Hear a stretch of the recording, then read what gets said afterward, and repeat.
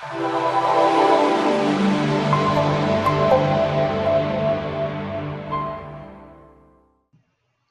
going to create a model that we can print with a 3D printer. So the assumption here is that you already have scanned an object such as a vehicle, that you've registered, processed, that you have created a clipping box, that you've created a project point cloud. You have everything cleaned up using your clipping box and polygon as needed.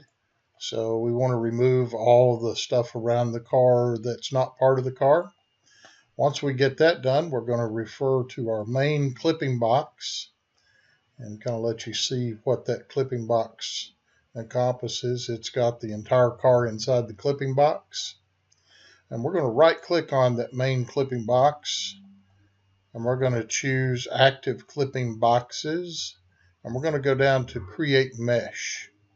When we click on create mesh, we're going to name this. We're going to call this Mercedes mesh. We're going to tell it we want a watertight 3D print ready. We're going to click on create, and we'll give that just a moment to create this model.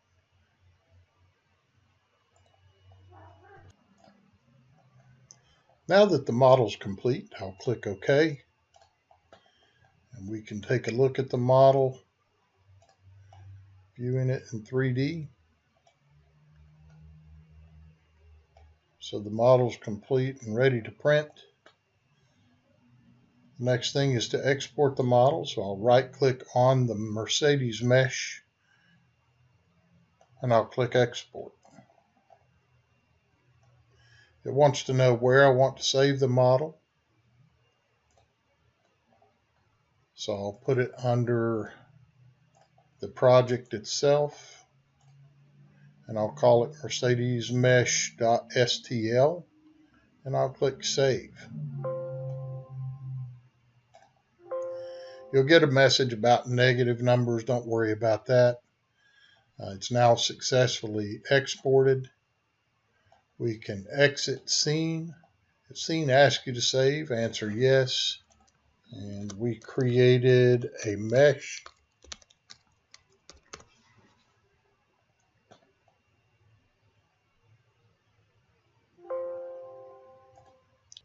Now that that's saved, we're going to open up our modeling software, and we're going to click File, Open Files.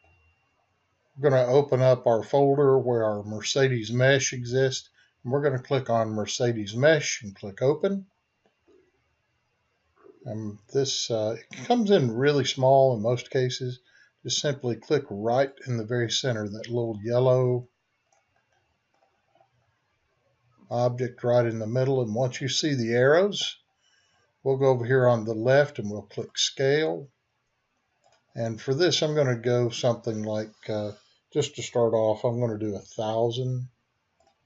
Once you do 1,000 on the X, it will populate the Y and the Z.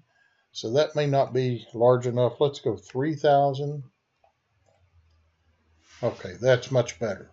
So once you get a model to the size you want, this is the print bed representation by the Cura model maker software. And once we get that the way we want it, get it positioned where we want it, then we come down here and click Prepare in the lower right corner. Now, a couple of assumptions here is that you've already have your Creality printer selected, or the printer that you're using. There's a host of printers that are supported by this software. This software is free at Ultimaker. So once you have your printer, mine is the Creality CR10, and I'm going to leave all the default settings down here. And once I get all of this selected and set up, I'll click on Prepare in the lower right corner. And once I click Prepare, it's going to slice through the model, setting the model up for print.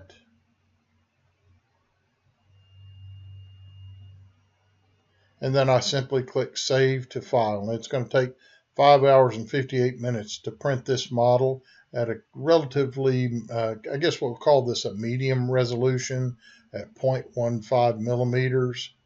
So if we want to change the quality on this, you can change the layer height. You could go to a better quality. We could go to something like a fine quality or alt extra fine. So if we did fine quality, this simply means more layers. It's going to be smaller layers. And we click prepare again. It's going to reslice the model. Remember that it prints in layers starting from the bottom to the top. And you figure where you're going to place this. In my case, I usually copy it to an external SD card, a micro SD. Once I copy it there, I take it to the printer, open that file, and start the print job.